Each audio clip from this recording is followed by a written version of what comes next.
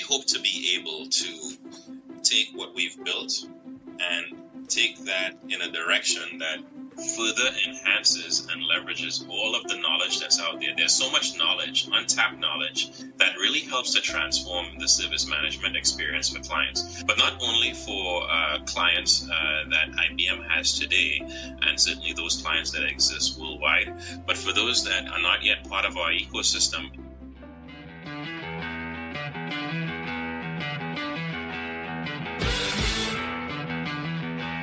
Welcome to another episode of Pioneers of Possible, the show that connects you with the futurists, leaders, dreamers, and builders who have reshaped what's possible in the worlds of business and technology. I'm Dez Blanchfield, your host and fellow technologist. So today I have the pleasure of having with me in the studio Nick Fuller. Now, Nick is the Senior Manager of Cognitive Service Foundations at IBM Research, and he's also a master inventor and the lead researcher for the IBM Services Platform for Watson. Nick, welcome to the show. Thank you, Des. Glad to be here. You've had about 20 years, from what I can tell, of combined experience in scientific research and also commercial business and management. You've done some amazing things here. I'm just looking at some of the notes I made. The one that really jumps out is you hold 63 patents. Yeah, Des. So I got my PhD at Columbia, and in my PhD study, I focused on semiconductor technology and microelectronics. And IBM, as a leader in the information technology space, jumped out at me as one of those places I wanted to join upon graduating from Columbia. So when I joined IBM, I joined as a research staff member in specifically in the semiconductor and material science space. And, that involved developing capabilities for IBM microprocessors. The beauty of IBM, and one of the reasons I chose IBM, is because of its vertical integration throughout the information technology stack.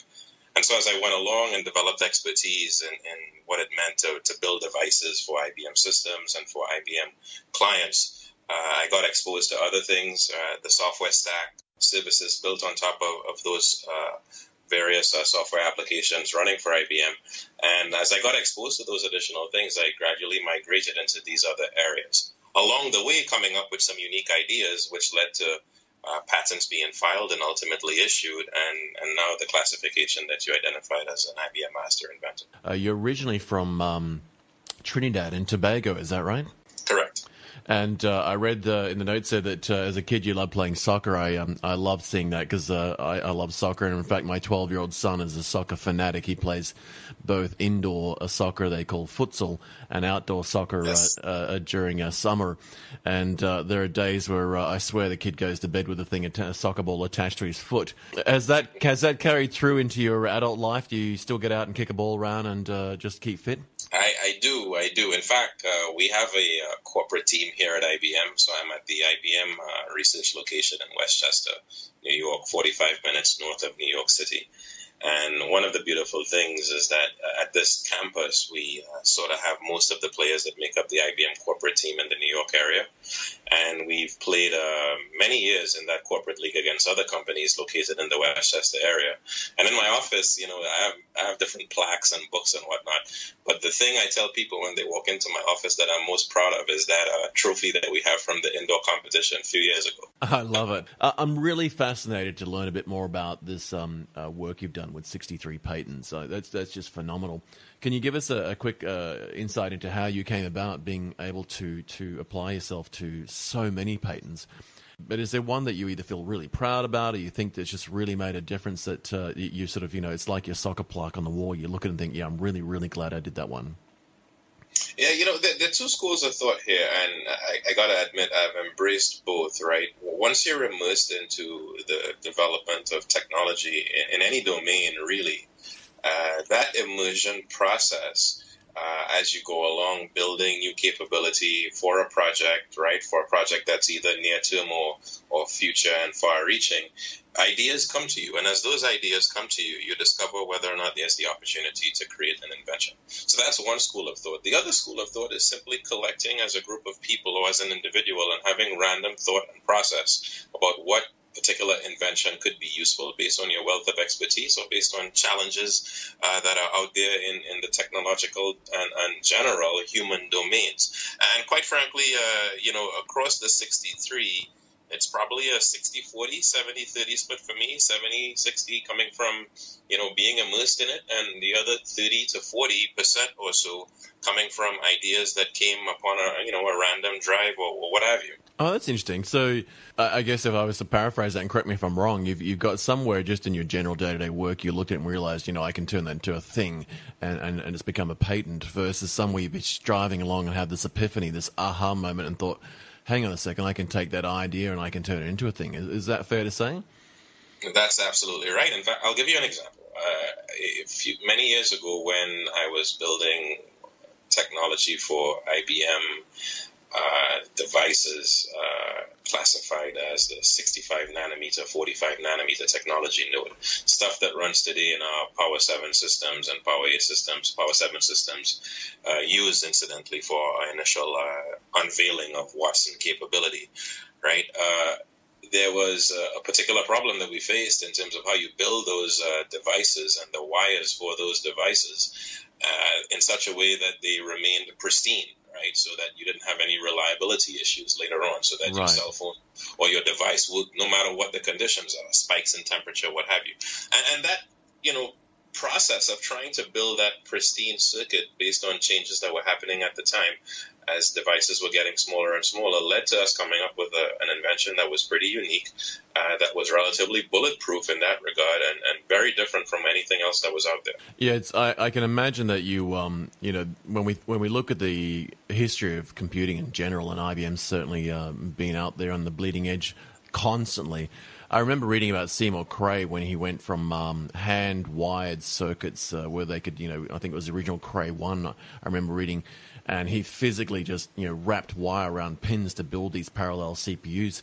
At some point he realized he just physically couldn't get enough wire into the cabinet, and the cabinet's going to be a mile long, and they had to make that same transition. I imagine there's a point where, as he did, you go back to a clean piece of paper and go, well, okay, how am I going to take this from a hand-wrapped wire to a circuit? How do you approach a problem like that? I'm really interested just to quickly get some insight. So if you get to that point where you're looking at a number of big technological waves and you've got a core component that is underpinning that, is there a particular, approach or problem-solving regime that you've developed over the years, or is it just a case that you throw some effort at it and just a lot of smart people in the room solve it?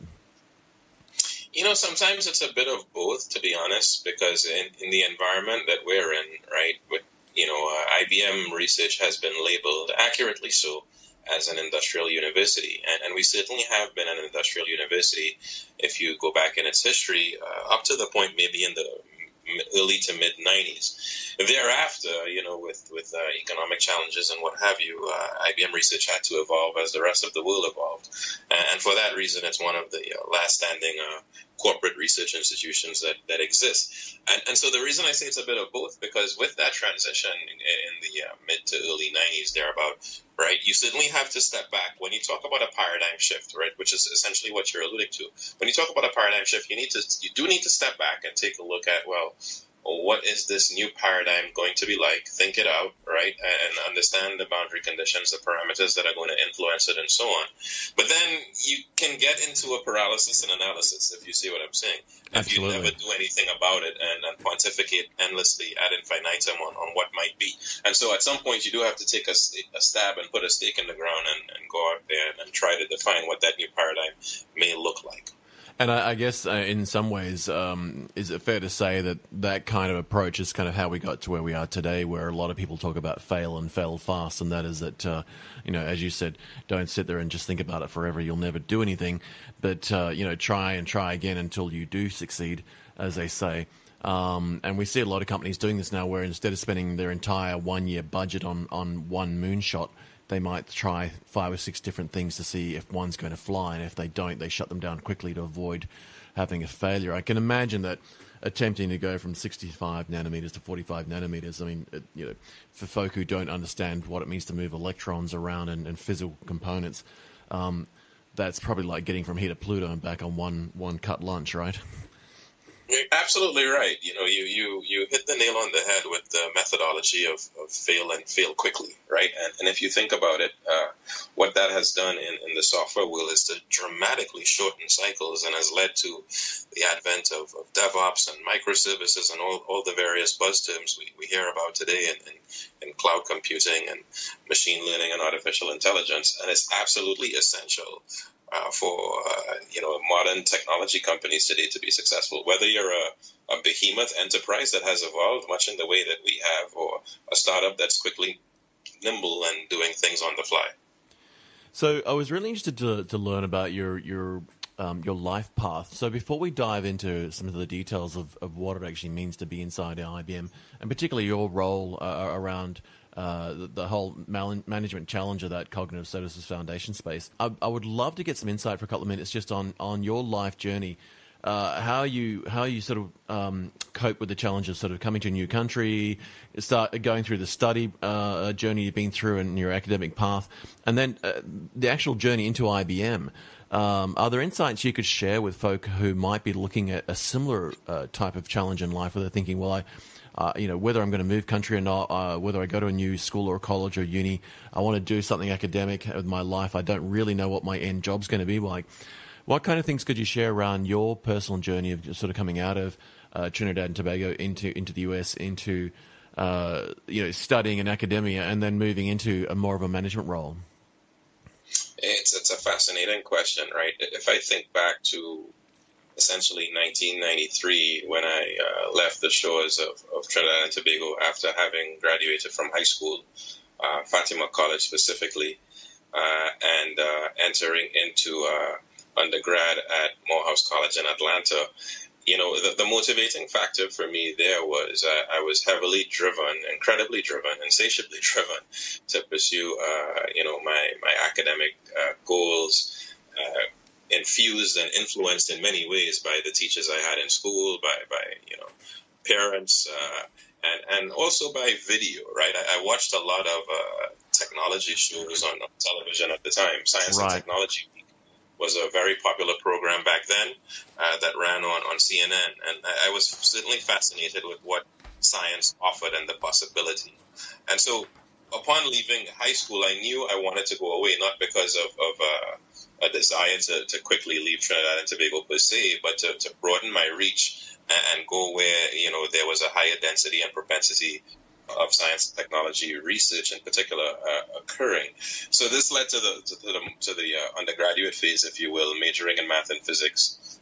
While majoring in math and physics, doing a number of internships at different places throughout that 4-year period, and ultimately deciding that research was my future and applying to graduate school. As a young guy at about age 14, I think, just turning into a teenager and really figuring out life, I was shipped to New Zealand and started college there. And I had a similar experience that you just mentioned, that, I discovered TV and I found TV programs. But I used to sit there and be fascinated by some of the documentaries about other countries around the world, technologies coming through. And I think it was like Bill Nye, the Science Guy stuff that came on. It was one of the few times in my life that my mum wouldn't say to me, stop watching TV if I was watching science. Right. So they're pretty big influences in our lives, aren't they, really, some of those mediums where, if people are just watching junk content, then it's just fun to have it. But I think it's probably fair to say that, as you've just highlighted, and certainly it was in my case, that a lot of those technologies at the time, like television and certainly radio in my case, they're quite influential and they build quite foundational views of the world, and they give us a broad reach to other things. And I guess now the internet's kind of that in many ways, isn't it? Absolutely. And what's interesting about what you just said, and certainly applies in my case, right? You talk about the challenges in moving from one place to another. I was a 19-year-old, right, who lived at home and in my parents' home at that before leaving. And once I left, the experience of culture shock unexpectedly hit me very aggressively, very significantly, quite major.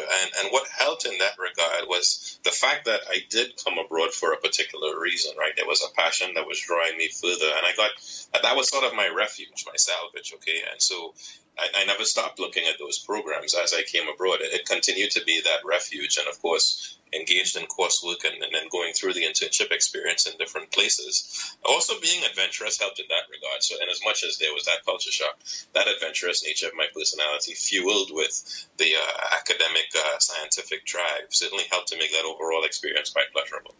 Oh, I can totally relate to the culture shock. Yeah, I've had a very similar experience coming out of basically jungle life. I went from a tree jungle to a concrete jungle in many ways, and sometimes I walk through Sydney looking at the big tall skyscrapers, and the culture shock comes back, and I realize I'm in just a different type of jungle. Tell me about the internship program. I'm interested because a lot of people I talk to at IBM have a very similar story to tell. That they've gone through interesting academic backgrounds, but there's a point in time with their internships where they realize that they really want to apply what they're learning. Did you have a similar experience by any chance where you sort of, through a number of the internships you mentioned, was there one or two that sort of you looked at and thought, you know what, this may not be the exact job I want to do, but this is going to go and put me into the path that I think I want to currently? Because, I think you're probably, like all of us, we get to a certain point in life at different ages. I mean, whether it's 19 when you went to the US and study, whether it's 25 when you were doing something else, or whatever, an internship. How influential was the internship, is my question, experience for you? It was highly influential, no doubt in my mind about that. I did it every year.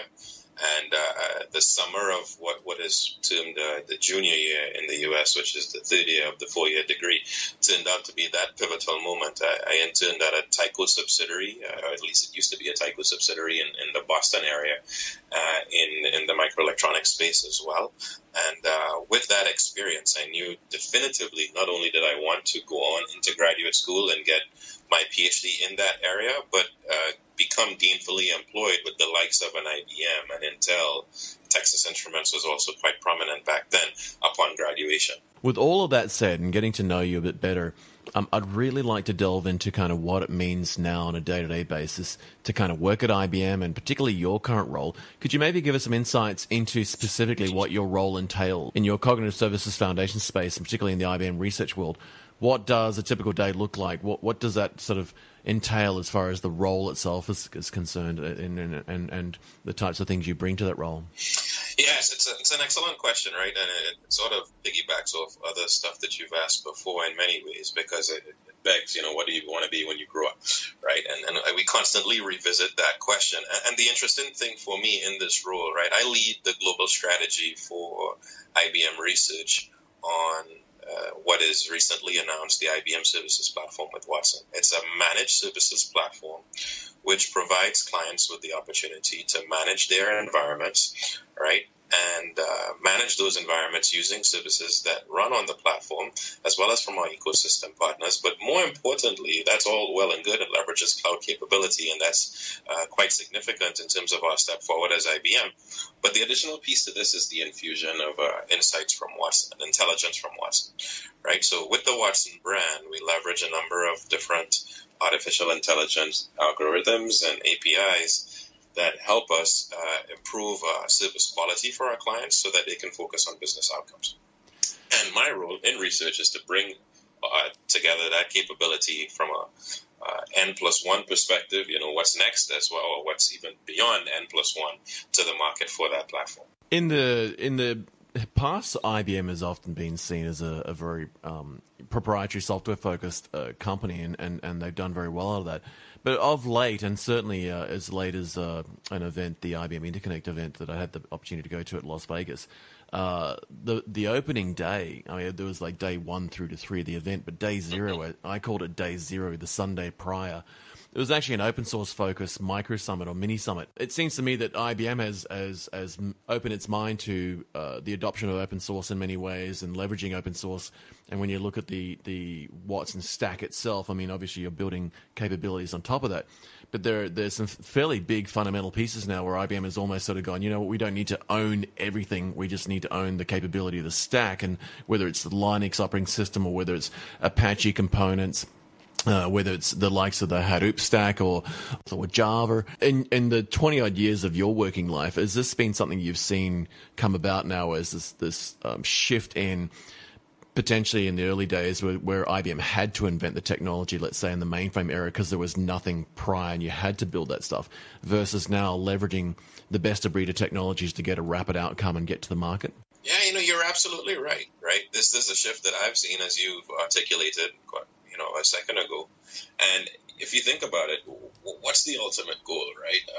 There's certainly the human goal, but the ultimate goal is to drive that innovation to your client base, impact your client base positively, and grow your client base, right? And with that as the goal, how do you establish that ecosystem, right? In some ways, you can argue that gone are the days where you're able to do that completely on a proprietary base. Not that there isn't innovation that you would have to add, that it's company specific, but leveraging an open source standard, an open source platform approach to many of these areas allows you to acquire that ecosystem. And we've made this transition, as you point out, and we are seeing the successes of that. You talked about Interconnect. I happen to be there as well. And that's certainly a resounding message, not only from the session you spoke about, but also from the folks who joined us on stage for the main events at the kickoff. And it's been a really positive thing I've seen, that as the team has grown and matured, and over time the technologies around the brand IBM has matured and the market has matured, to see that Sunday where we had this sort of kind of a birds of a feather micro summit of one day, we had IBMers on the stage in suits throwing T-shirts at people in the crowd for fun. And that's the sort of thing you see at an open source geek summit, not an IBM thing. And I remember doing a podcast with Jeff Spicer from the analytics team, and I said to him, this is a really exciting thing to see, because IBM's kind of just loosening up and doing new and innovative things and moving quickly. Is there a technology like that for you where you look at it and it's just, for whatever reason, either it's really technically exciting and sexy, or it's just been solved a really great problem for you, or you've been involved in it? Is there one that just jumps out, given all the things that you worked on currently, that you're really, really passionate about? Yeah, no, there are two things that really stand out for me in this regard. If I may, you asked for one, so I'll cheat and give you two. No, two's great. Yeah, absolutely. And the first one I'd like to highlight actually falls under what I'd call the umbrella category, right? It's this platform that we've launched. We launched this July 12th. We've had a number of client interactions, analyst interactions on the platform and its capabilities around how do you transform what it means to provide a managed solution for a client through the entire life cycle, right? From designing that solution to building it, to then going to the management state, if you will, and then how you optimize that, right? And what underlines that entire thing? The fact that it's fueled by IBM's data lake in this space, which is enriched through data from thousands of clients. This entire life cycle, which on top of that now has the elements of Watson infused through natural language processing, machine learning, all of the above begins to really not only resonate across the client base, it resonates internally for me as well, because I see how we're transforming the process of just addressing incidents, addressing compliance, how you leverage the knowledge from one space to another, from one client to another in the operational data that you own to improve the original solution that you might design for a client coming in who has a simple software stack that they want you to manage for them. This capability that we've launched, which is really a culmination of multiple technologies, if you will, really stands out for me from that point of view. It seems to me that when you're talking about things like compliance and client journey and life cycle, with IBM, I think it's a case that it isn't just that you're going to solve one financial problem or one compliance problem or one governance problem. You tend to tackle the whole thing. So when something like the US-EU Data Shield came about, IBM was quick to the market with a solution that solved that problem from woe to go. Now the EU GDPR thing's coming out with a global data protection regulation. Every single thing that an organization does is going to be touched. And I think many people tend to disagree until we walk through it in detail, but I'm of the view that GDPR doesn't just impact EU and EU companies, it impacts everyone, because when you start thinking about the whole supply chain challenge, if I buy a product in Australia that's supplied by a company in Australia that deals with somebody in US who deals with someone in the EU, there's data moving around, and that data's got to be protected, even if it's just my name and a postal address. That data has to make its way in and out of companies that are in and out of Europe. When you do a client engagement, are they the types of things that they would bring to you and say, look, we don't just want you to solve the front door. We don't want you to just solve the back office. We want to go from front to back. How the type of engagement you deal with, is it usually the case that you're asked to look at the entire 360-degree view of the world and see how you can approach that? Or is it more the case that you tend to deep dive into particular verticals and solve them? Yeah, it depends really on who the client is and what their ask is, right? I think you get both scenarios for sure occurring and perhaps many in between, right? Just recently we met with a client a couple weeks ago, right?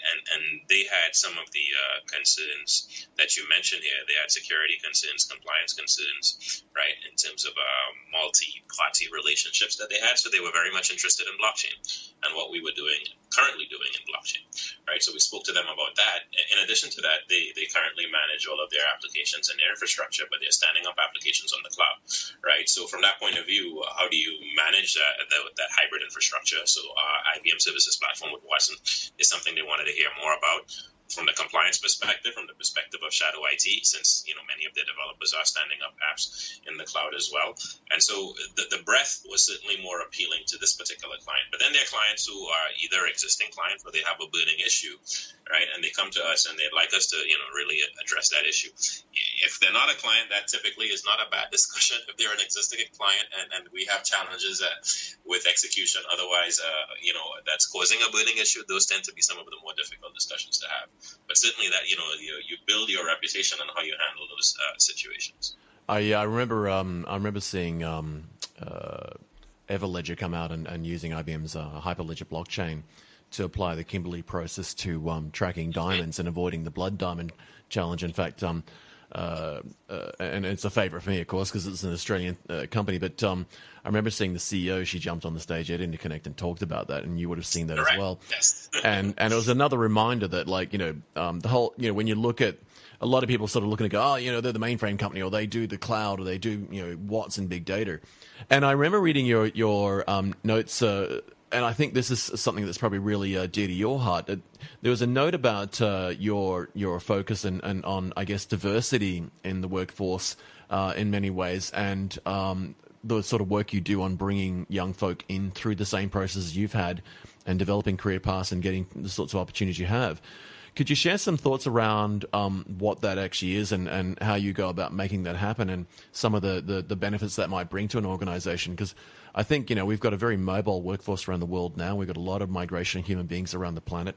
And the scale and size of IBM tends to lead itself to a very diverse and multicultural workforce.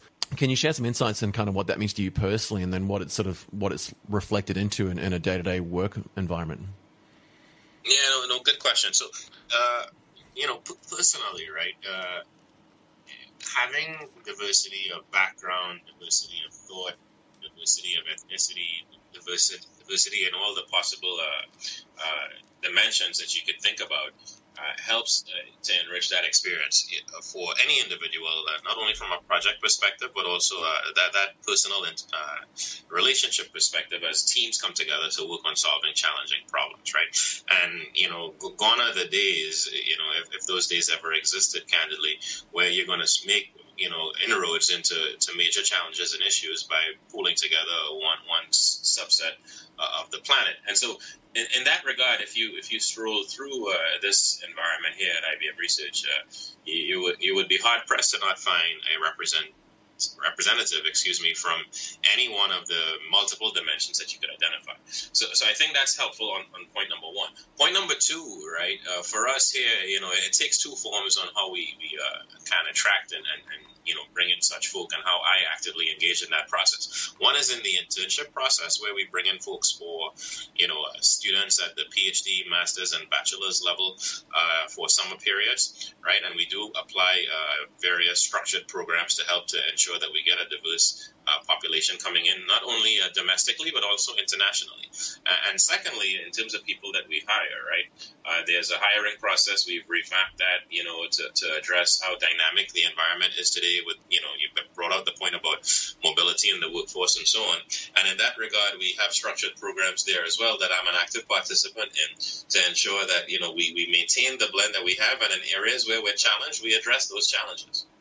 Yeah, I think that's a great insight, and in many ways, that's the sort of thing that we take for granted here in Australia as well, because it's an extremely multicultural nation. We've got people all around the world here, and we've got a smaller population, so we have to draw on all of that multicultural, diverse mix and blend of people from different races and creeds and nations and backgrounds. And in many ways, it becomes our strength as a nation. And it sounds like you've been able to boil it down into a company as far as IBM goes. Before we run out of time, I'd love to do a couple of things with you just in rapid fire, if I can, in many ways, as I mentioned before, kind of like a speed dating thing. I've got a couple of things I'd really love to get some insights on, and then I would love to throw to you to get your sort of over the horizon. And it's a pun that I've been dying to throw at you, the what's on the horizon, over the next 12 to 18 months. In speed date format, really quickly, is there a particular epiphany that's driven your life philosophy in general? So is there something that stood out in life that really just defined you in some ways and sort of gave you your underpinning philosophy in life? Have fun doing what you're doing, right? Have a passion about it. If you don't have a passion about it, you shouldn't be doing it. And hopefully that passion is unified in some way, with also impacting humanity positively. Maybe that's through, the diversity effort that I drive in the job market, or maybe that's even directly in sort of like the blood diamond work that you brought up a second ago. That's sort of my underlying philosophy, essentially. Is there a particular early influence that jumps to mind in rapid fire or speed dating format? If someone was to say to you, if you're in a speed dating scenario and they said, what's the most influential person in your life? Is there one person or a couple of people in life that you look back now, particularly in childhood, that really influenced you and helped and supported drive you towards this sort of life passion you've obviously got now in business and technology? Yeah, it's my mother. My mother played an incredible role in shaping and honing where I am. She stands out at the top of that list. Other people certainly played their part, but she would be number one. I love that. I think I would have the very same thing about my dear mum. My dad's probably unimpressed if he hears that. But is there a particular hobby beyond soccer that you're really passionate about? I remember seeing some stuff around reading and writing and poetry and so forth. Is there a particular passion outside of work that you gravitate towards? It's sort of like your go-to just for a bit of downtime. Yeah, so outside of soccer, that would have to be writing. I just completed a 10-year project where I wrote a personal memoir that I published. It's called Struggle in Progress, and that was the culmination in many ways of poetry that I did before. And so what I've realized is that this introspection that I apply technically, I apply it elsewhere, and it leads to stuff that I didn't know I like to do, but I do it clearly, and I like doing it when I have some downtime. But 10 years, that's a work of passion. But it sounds like something I'd love to read. So when it comes on out, I'll hit you up for a copy to review and read. One of the things I made a note of as we were talking here is you obviously have a very good long-term vision on things that you solve problems here and now for either the business or technology or for clients. But it seems to me that you've got a very long-term vision. If that's a fair comment, what specifically is your vision for the future? Where do you think, if you were going to summarize it quickly, where do you think we're going just as a planet, as a people, and where IBM's going as far as that vision for the future goes? There's a wealth of stuff that's happening today that we've built on, right? Gone are the days where we had to worry about, say, in the IT space, for example, where microprocessor speed was the bottleneck, right? That's no longer the case, right? We take the hardware for granted, and now a lot of stuff is governed primarily by the software that runs on top of that. My vision, though, for the future is that we continuously embrace science and technology for the problems that we face to advance the human condition. If I was to underline it in one statement, it would be that statement. So whether it's climate change, whether it's issues around poverty, whether it's issues around inequalities that span the world, where we can leverage science and technology to address those issues, like the work we're doing with Watson in education to transform learning capabilities for people who are disenfranchised in different parts of the world, I think it's pivotal. The work you mentioned in South Africa and in Australia around blood diamonds, right, that was announced at Interconnect, I think that too is pivotal. And there are many, many, many more, right? Climate change, of course, is a big one. We just wrapping up hurricane season here in the Western Hemisphere, and we've seen catastrophic damage from hurricanes. And I think anyone who subscribes to the notion that climate change is a hoax is ignoring the data. And so how do we leverage all of this capability and the incredible advancement in compute power that we've achieved to the point where we are today to solve some of these challenges? That would be the best thing we could do for humanity. I'd like to now, before we wrap up, throw my question I mentioned to you before of kind of the crystal ball gazing, specifically around you, and then and I guess then more broadly around what you and your role across the whole services space and the platform is going to look like. If you were to gaze into the crystal ball and sort of look over the horizon in the next 12 to 18 months, particularly around the work where you're doing the service platform on Watson, my favorite pun would be, in your mind over the next 12 to 18 months, what's on the horizon? Yeah, we hope to be able to take what we've built and take that in a direction that further enhances and leverages all of the knowledge that's out there. There's so much knowledge, untapped knowledge, that's out there that we want to formalize in data stores and whatnot. That really helps to transform the service management experience for clients. But not only for clients that IBM has today, and certainly those clients that exist worldwide, but for those that are not yet part of our ecosystem, from the point of view of how they're going to grow. The growth for these types of clients is in the overall hybrid space. And one of the things we're tackling here, in addition to the knowledge space through Watson and cognitive capability, is what happens for hybrid workloads that most enterprises are either running or will be running, and providing capabilities to help you with workloads that you're running on the cloud, as well as your on-premise traditional stuff that's also mission critical, is ultimately where we want to be. So that hybrid space for us continues to be quite pivotal overall from a service management point of view.